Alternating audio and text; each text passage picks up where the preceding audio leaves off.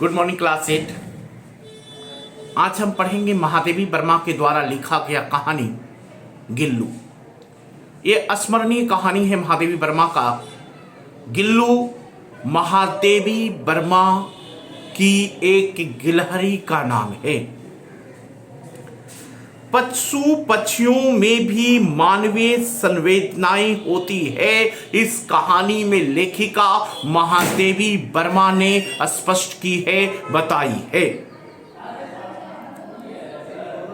लेखिका लिखती है कि सोन जूही में आज एक पीली कली लगी है। इसे देखकर अनायास ही उस छोटे से जीव का स्मरण आ गया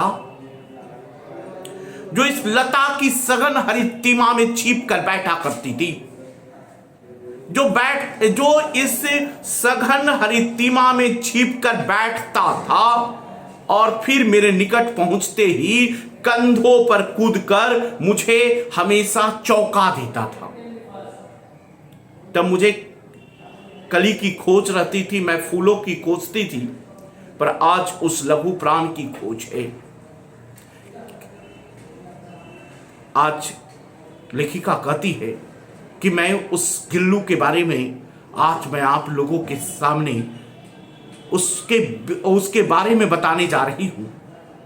क्या बताती है वो छोटे से जीव के बारे में लेखिका, परंतु वो तो अब इस सोन जूही की जड़ में मिट्टी होकर मिल गया। कौन जाने स्वर्णिम कली के बहाने वही मुझे चौंकाने ऊपर आ गया हो। अचानक एक दिन सवेरे कमरे से बरामदे में आकर मैंने देखा, लेखिका कह रही है, दो कौवे एक गमले के चारों ओर चोंचों से छुआछुएल जैसा खेल खेल रहा है। दो कौवे गमले के पास आकर एक दूसरे को चोंच से एक दूसरे को छुआ छुएल, मतलब कि चोंच, एक कौवा दूसरे को चोंच मार रहा है, दूसरे कौवा दूसरे को। ये काक भुसुंडी भी विचित्र पक्षी है ना, एक साथ समदारित, अंदारित, अति सम्मानित, अति अवमानित, कई गुण होते हैं कौवे में। लेखिका कहती है हमारे बेचारे पुरखों ने गरुड़ के रूप में आ सकते हैं, ना मयूर के ना हंस के, वो पितर पक्ष में हमारे कुछ पाने के लिए काक बनकर ही अवतीर्ण होना पड़ता है। देखिए, हिंदू धर्म में यह मान्यता है कि हमारे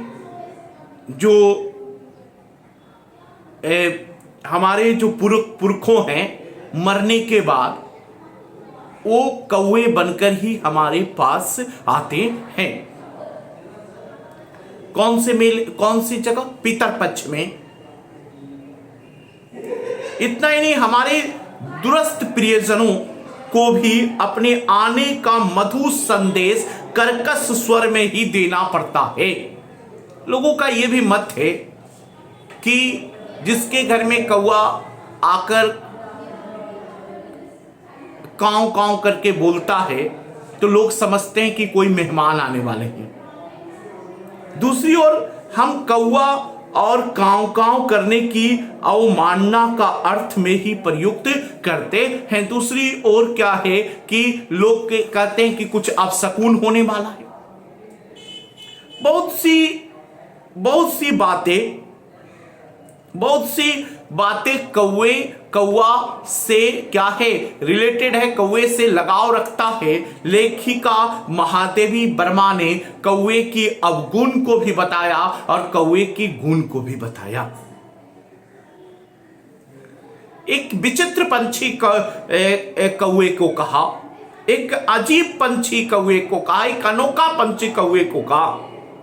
लेखिका कहती है उस गमले के पास दो कौवे आपस में एक दूसरे से को चोंच से क्या कर रहे थे? मार रहे थे।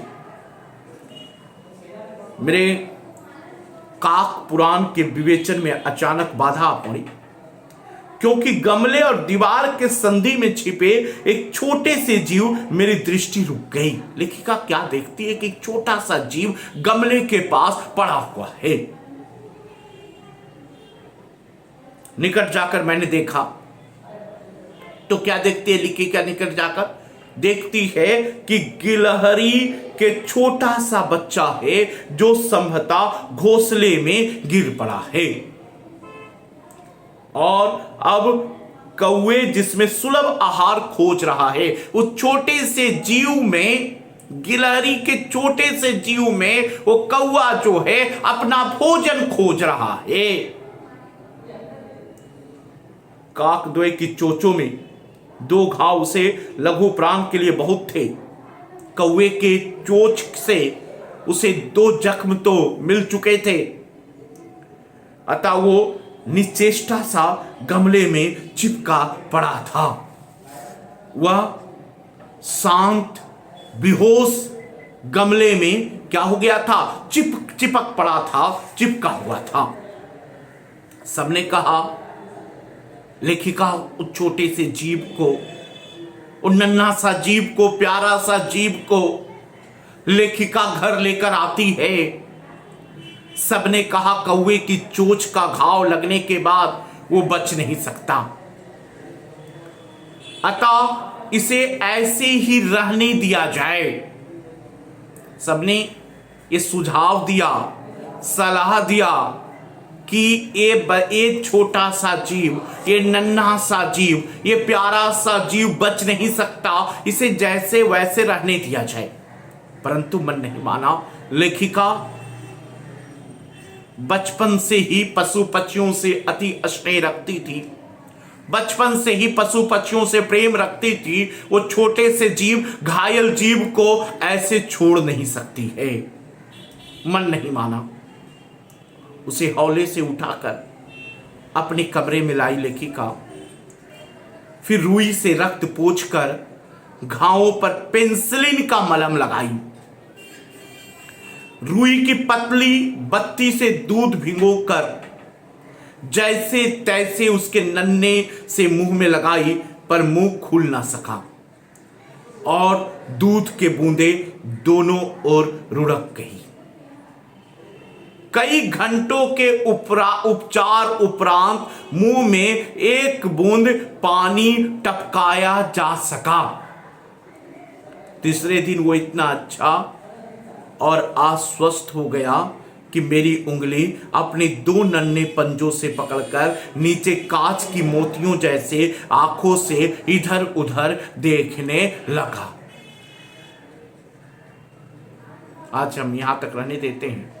देखते हैं कि वो नन्हा सा जीव, प्यारा सा जीव बचता है कि नहीं बचता है। लेखिका उसे किस तरह पालती और पोसती है, उसको हम लोग नेक्स्ट क्लास में पढ़ेंगे। धन्यवाद।